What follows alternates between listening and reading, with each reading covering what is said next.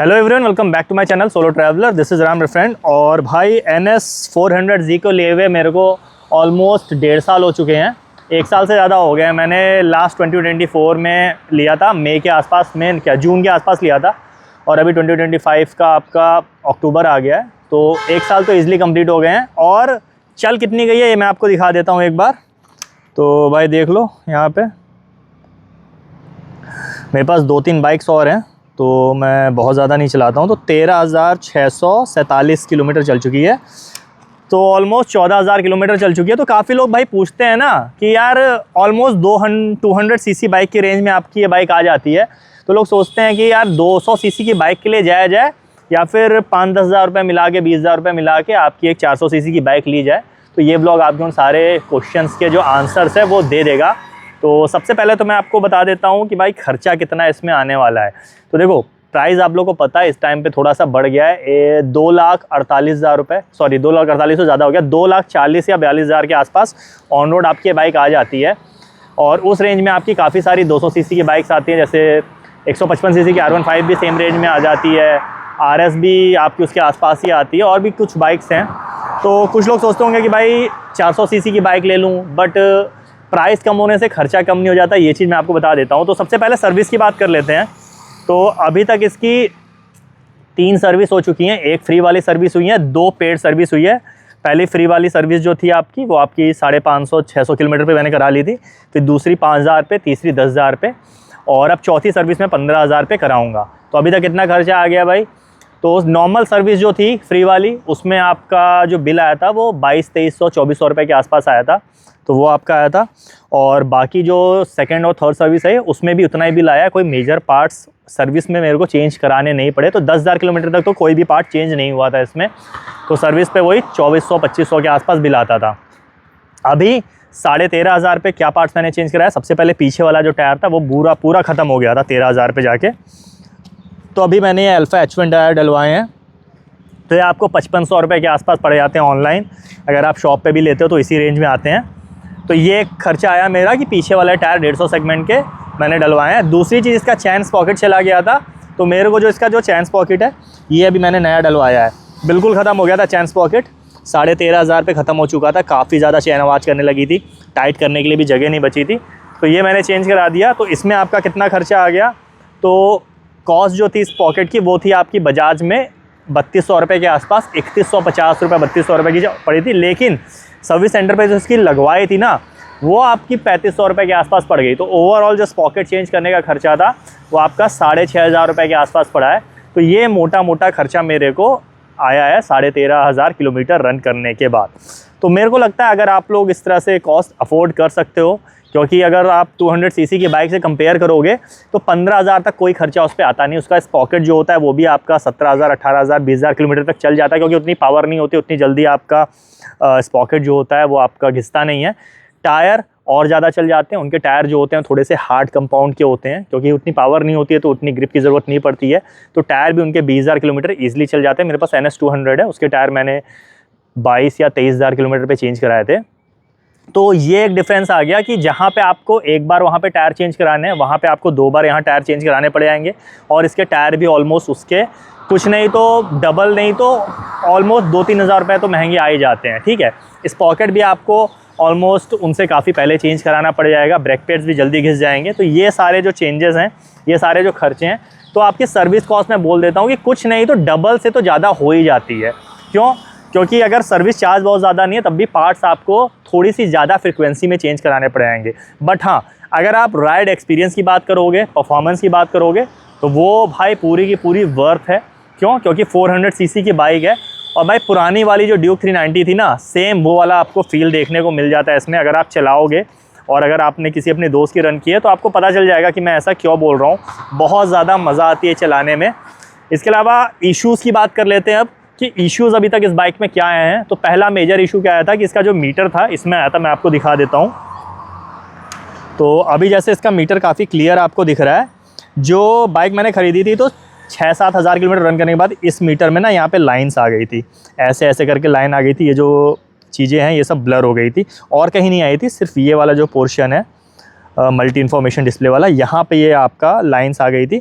तो वो मैं दिखाया था बजाज को। दूसरी चीज़ क्या हुई थी, एक बार मैं जा रहा था रोड पे तो एकदम से स्पीड ब्रेकर आ गया था, एकदम गांव में जैसे होता नहीं खड़ा स्पीड ब्रेकर, तो काफ़ी तेज टायर पे झटका लगा।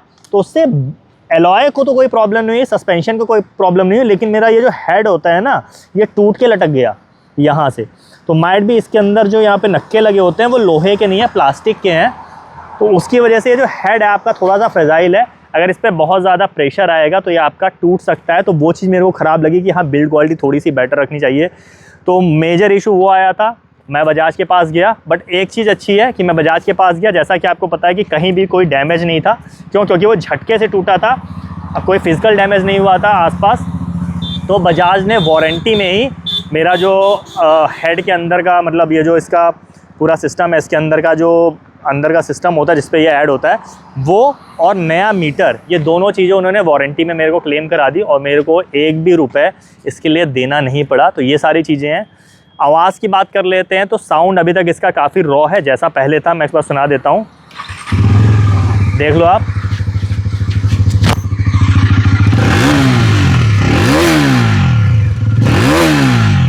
ये साउंड है। एक प्रॉब्लम आ रही है कि यहाँ पे एक पैनल से थोड़ी सी आवाज़ आनी स्टार्ट हो गई, मैं आपको दिखा देता हूँ।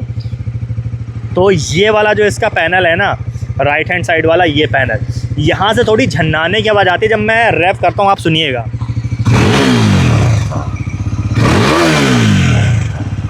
हल्की सी आती है। अगर वो चीज़ मैं इसको दबा देता हूँ तो नहीं आती। अगर मैं यहाँ पे हाथ रख के यही चीज़ रैप करता हूँ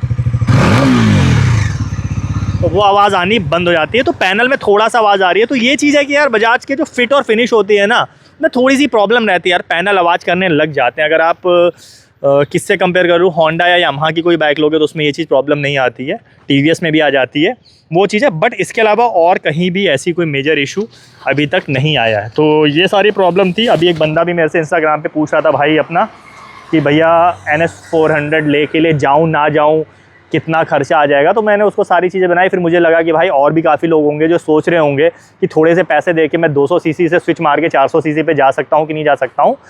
on the basis of economy, यानी पैसे के रूप में आप ये सारी चीज़ें हैं।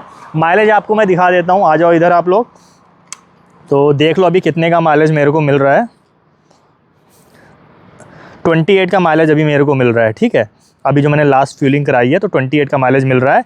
और मैं अगर अपनी राइडिंग स्टाइल के बारे में बता दूं तो आप देखते होंगे मैं बहुत धीरे नहीं चलाता हूं, मैं तेज़ी बाइक चलाता हूं। अगर मैं सिटी में भी चलाता हूं, अगर रोड खाली रहती है तो 80, 90, 100, 120, खाली रोड मिल गई, स्ट्रेच मिल गया, जैसे शहीद पथ है, लंबा स्ट्रेच है तो वहाँ 120, 130 घसीट देता हूँ।